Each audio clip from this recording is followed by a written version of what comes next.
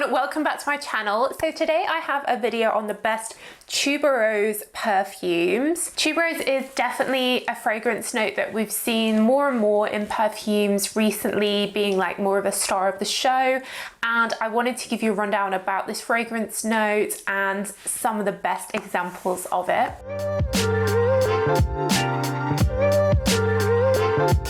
If you're new here, then hello, welcome. I'm all about perfumes. I have hundreds of videos like this going through whole fragrance notes, as well as new releases, perfume ranges, so do check out my other videos. And of course, I have my blog, SokiLondon.com, that has detailed articles just like this on whole ranges and fragrance notes. And if you're a regular viewer, do make sure you're subscribed and give the video a thumbs up. That really helps me. And down below in the description box, I'll link to all the perfumes I talk about in this video, along with where you can get my perfumes on my website, SokiLondon.com, my fragrances, Aphrodite, Empress, and my super concentrated soy wax candles. And if you're a fan of tuberose, I recommend my Secret Garden candle, which has lots of tuberose in, and it's so concentrated you can smell it even when it's not burning. Cool, so tuberose fits in the white floral fragrance category. So that's alongside jasmine, orange blossom, and it's often combined with those as well.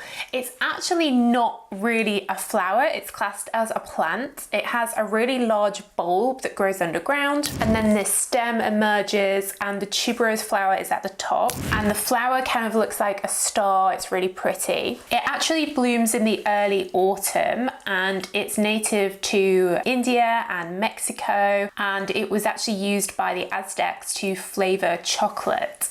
It was brought to Europe in the 1500s by the French, and it's been grown in the south of France in Grasse ever since, and it's grown all around the world now as it's one of the most popular perfume ingredients. Tuberose itself is an incredibly strong fragrance, and in the past, it was sort of hundreds of years ago, it was actually seen as quite a provocative scent.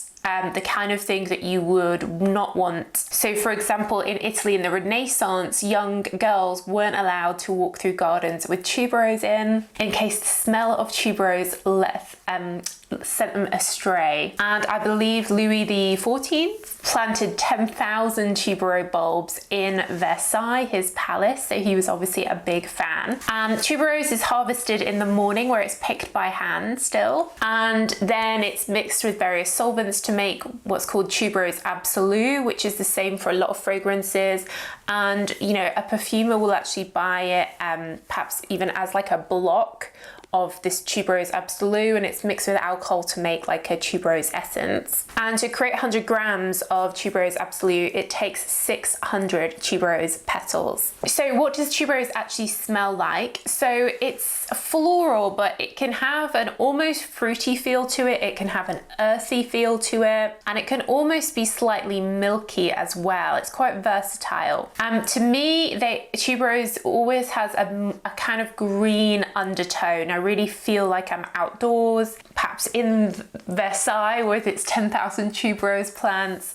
And I always remember, I think they were growing tuberose in the Yves Saint Laurent garden in Morocco.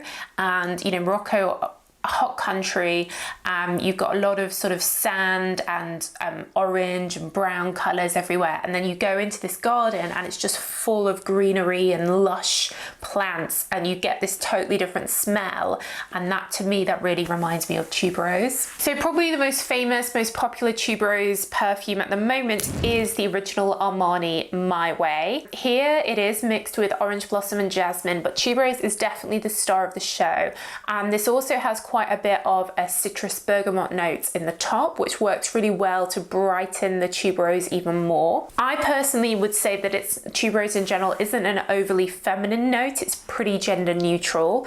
The My Way fragrance is all about exploration and travel in all the advertising marketing campaigns. For me, tuberose, because it grows in such exotic locations, to me is definitely associated with that travel, those lush vegetation, that smell that you just don't get here in the UK. Very different sort of evergreen type smells here. It's refreshing, it's green, and it's clean feeling. Armani My Way does last pretty well. There is an intense version which is even stronger, and then you've got My Way Floral, where tuberose is kind of there, but the orange blossom is more prominent. But this is definitely the most famous Tuberose perfume at the moment. My personal favorite Tuberose perfume is from a niche brand called Matière Première, and it's their French flower. And this combines tuberose, a very green tuberose, with a lot of a pear top note. Now, if you're regular here, you'll know that I absolutely love pear. I find it so refreshing and thirst quenching, and it works so well with tuberose here. These are quite pricey fragrances, and it is a niche brand. It's not sold everywhere, but I would love to create a tuberose perfume one day in my fragrance range and really bring out those sort of green notes, and I think combining it with pear is a really good idea as well. So I'm definitely inspired by this fragrance for a future Soki tuberose perfume. Let me know what you'd combine it with. How would you like to see tuberose in one of my fragrances? I also really recommend Parlez-moi de Parfums, another niche fragrance brand. They're Gardens of India. This is really giving me that feeling of that tropical green lush garden. This has a slightly sandalwood base. Again, it's very unisex, but you really get this fresh green tuberose that has body and it's interesting and it has depth. This was my favorite tuberose perfume before those other two were released, before My Way came out. And I remember the first time I smelled My Way, I immediately thought of Gardens of India. This is probably the best if you're looking for something more gender neutral. It doesn't have any of the fruit top notes that are in the other two. And then one that you might find unexpected is Kenzo Flower Ikebana, the latest version in the flower range from Kenzo. So this is marketed as a cherry blossom perfume, but it actually has a lot of tuberose in. And because cherry blossom is so delicate, I really do get the tuberose more than the cherry blossom in here. Again, it's combined with a sandalwood base. So as this fades, it does become more creamy, more sandalwoody. But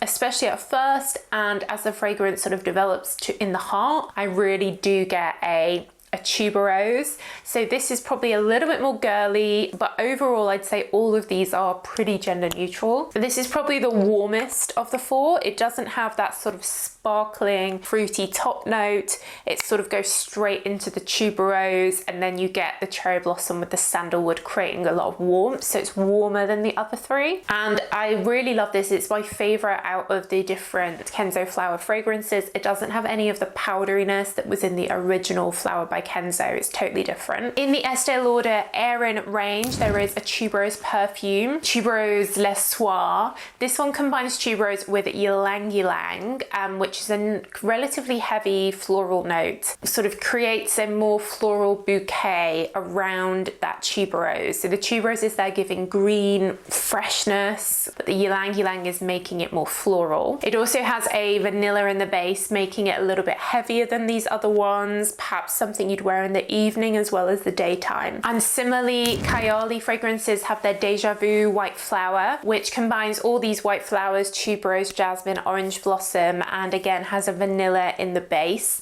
So it's a little bit sweeter than these other options, like a lot of the Kayali fragrances are. But overall, I think tuberose is a really exciting note. It does have that sort of heady, slightly narcotic feeling to it. I can see why back in the day they thought it might lead young girls astray. It is good for lasting. It's a really good fragrance note, and I definitely recommend trying out Armani My Way. It's a bestseller, very popular if you're looking for something a little bit green to wear every day, or checking out the Kenzo Ikebana if you're looking for something a bit warmer. And then of course my niche favorites, the Maison Matière Première and the Parlez-moi de Parfums one, are both really nice, and I love the fruity pear note that's in this one that works really well with tuberose. But yeah, guys, let me know what your favorite tuberose is. There's quite a few out there, so let me know what else you'd add to this list. Do let me know in the comments. I do read all your comments, and like I said, I'll link all these perfumes I mentioned in the description box where you can get them. But that's it, guys. So thanks so much for watching as always, and I will see you in the next video. Bye.